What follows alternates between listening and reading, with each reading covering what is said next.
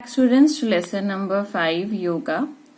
हम योगा के बारे में आज बात करेंगे कि हमारा इतिहास कितना पुराना है, योग हमारी लाइफ में क्या इंपॉर्टेंस रखता है। नंबर 1 बात करते हैं योग के इतिहास के बारे में। ये जैसा कि हम जानते भी हैं, ये बहुत पुराना है और योग के प्रारंभ के बारे में एक मत कुछ भी नहीं कहा जा सकता है, सिवाय इसके कि ये भारत की ही देन है। और जो योग है, इसकी उत्पत्ति के बारे में अभी तक मिले प्रमाणों के अनुसार योग का इतिहास सिंधु घाटी की सभ्यता के साथ जुड़ा हुआ है। अगर बात की जाए तो अंतर्राष्ट्रीय योग दिवस जो है 2018 में इसकी स्थापना के बाद से 21 जून को सालाना मनाया जाता है और उसके बाद से इस दिवस को 21 जून के ऊपर ही घोषित किया गया है। अब बात करते हैं इसके अर्थ के बारे में। योग का अर्थ, योग जो है एक संस्कृत शब्द युद्ध से लिया गया है जिसका अर्थ है जोड़ना अथवा बांधना। योग का उल्लेख हमारे वेद, पुराण, उपनिषद तथा गीता में किया गया है। प्राचीन काल में इस शब्द का साधना अथवा शरीर, मन तथा संवेगों को ईश्वर अथवा परमात्मा से मिलन के लिए प्रयास के साथ जोड़ा जाता है। महर्षि पतंजलि के अनुसार अगर देखा जाए तो योग शास्त्र जो है वो लिखा है जिसमें मन को नियंत्रित रखने के लिए तथा शरीर को स्वस्थ रखने के लिए योग के विभिन्न विधियों की आवश्यकता पर बल दिया है। आगे बात करते हैं इसकी परिभाषा के बारे में जो हमारे पास आती है पतंजलि के अनुसार। According to Patanjali, the control of the mental modifications and fluctuations, जो हम कंट्रोल करते हैं अपने मन के संवेगों के ऊपर, यानी योग मानसिक अस्थिरता पर नियंत्रित करना है। योग की अन्य परिभाषा भी है जिसमें आप इंद्रियों पे कंट्रोल करना शामिल करते हैं। बाबा रामदेव के अनुसार योग मनुष्य की मनस्थितियों से लेकर शारीरिक मनस्थितियों तक का एक आत्म नियंत्रण जो है साधन है। आगे देखा जाए तो उदाहरण के तौर पे आप इसे कपालभाति, प्राणायाम या कुंभक के तौर पे भी देख सकते हैं। इसके अलावा प्रोफेसर अरिस्टोटल के मुताबिक स्वस्थ शरीर में ही स्वस्थ मन का निर्माण हो सकता है। कभी भी अस्वस्थ शरीर में स्वस्थ मन का निर्माण नहीं हो सकता, जो कि योग के द्वारा संभव है कि स्वस्थ शरीर में ही स्वस्थ मन का निर्माण पा सकता है। नेक्स्ट विल टॉक अबाउट क्या होती है इसकी importance of yoga in our day to day life. जैसा कि हम सब जानते हैं कि योग एक बहुत इम्पॉर्टेंट रोल प्ले करता है हमारी आज की रोजमर्रा की जिंदगी में। कोविड के टाइम में भी जब लोगों को मेंटल स्ट्रेस हो रहा था, जब लोग बाहर नहीं निकल पा रहे थे, कोप अप नहीं कर पा रहे थे, तो कई व्यक्तियों ने, कई लोगों ने योगा के हेल्प से काफी अपने आप को रिलीफ महसूस किया है। आज के युग में योग का जो महत्व है इसके कारण अधिक है। मतलब इनको आप बहुत सारे पार्ट्स में डिवाइड कर सकते हो। जैसे कि नंबर 1 आपका आता है इम्प्रूविंग हेल्थ, यानी स्वास्थ्य सुधार में मदद करता है। नंबर 2 शारीरिक बीमारियों के उपचार में मदद करता है। नंबर 3 मनोवैज्ञानिक विकास में हेल्प करता है, यानी साइकोलॉजिकल डेवलपमेंट करता है। इसके अलावा नंबर 4 पे आता है भावनात्मक विकास, जिसको हम कहते हैं इमोशनल डेवलपमेंट।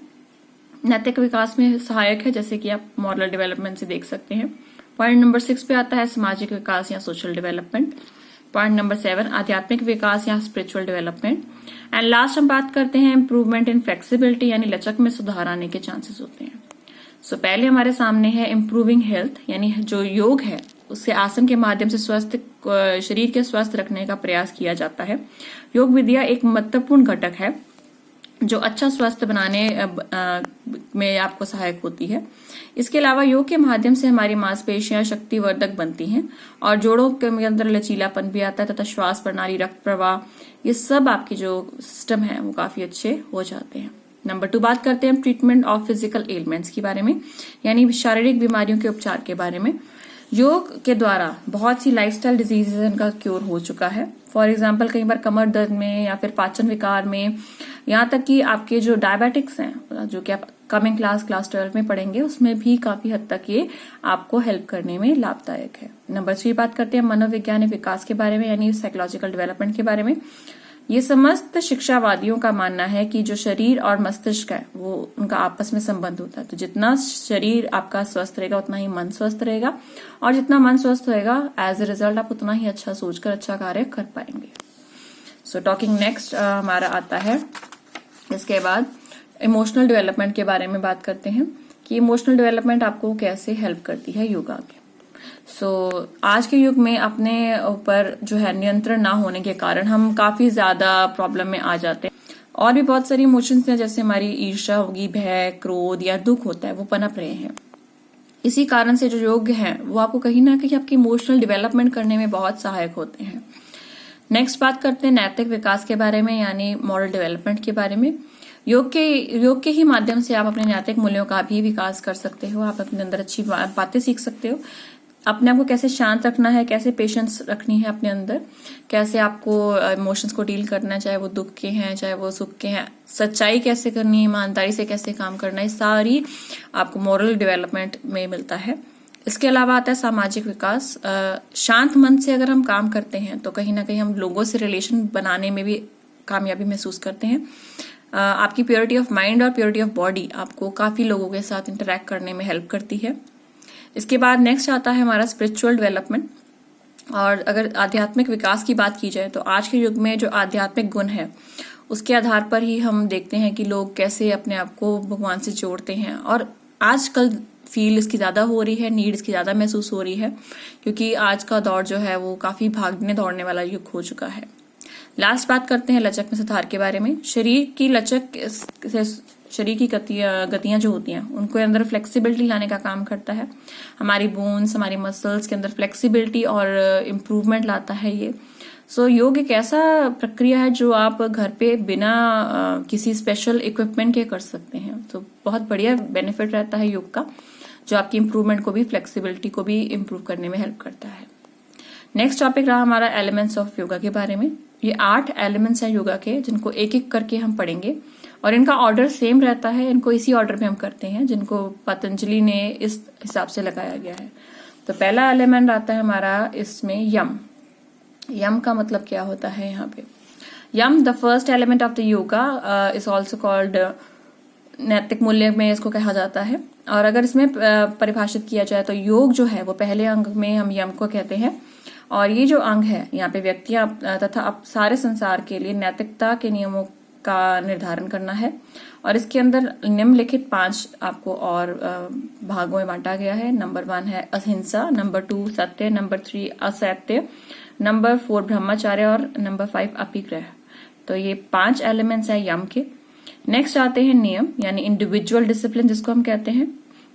योग का ये दूसरा अंग है जो व्यक्तियों के लिए व्यवहारिक नियमों को की ओर ध्यान दिलाता है। और ये नियम जो है वो आगे शुद्धिकरण में हेल्प करता है। और इसके अंदर है इंक्लूडेड नेक्स्ट 5 आपके रूल्स और प्रिंसिपल्स, जिसमें आता है शौच यानी स्वच्छता, संतोष यानी संतुष्टि, तप यानी डिटैचमेंट, जहां पे आप लोगों से अपने आप को डिटैच करते हैं।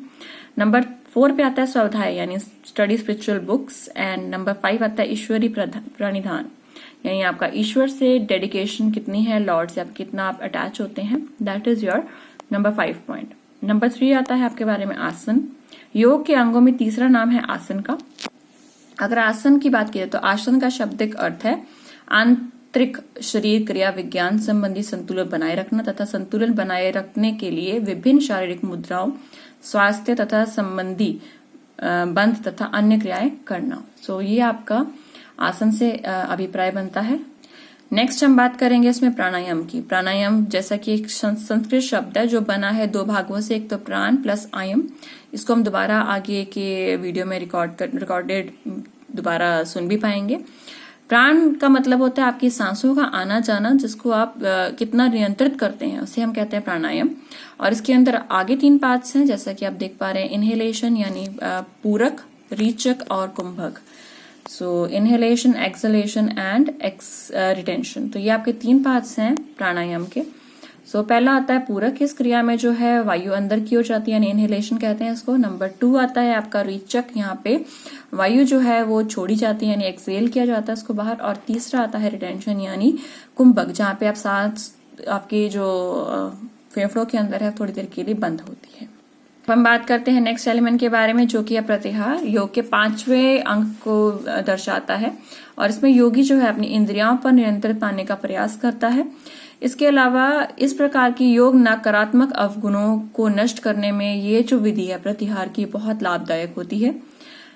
नेक्स्ट आता है पॉइंट नंबर 6 यानी धारणा, यानी धारण करना। योग के 6ठे अंग धारणा का शाब्दिक अर्थ होता है कि एक बिंदु तथा एक वस्तु पर ध्यान केंद्रित करने का प्रयास के लिए आप स्थिति जो बनाते हैं जिसमें आप एकाग्रचित होने की कोशिश करते हैं उसको हम कहते हैं ध्यान करना। और इसमें त्राटक की विधि बहुत लाभदायक साबित होती है ध्यान के अंदर या धारणा के अंदर।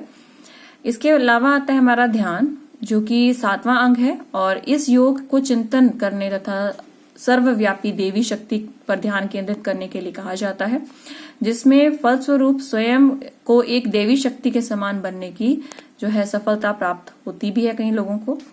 लास्ट हम बात करते हैं समाधि की, जो है पॉइंट नंबर 8।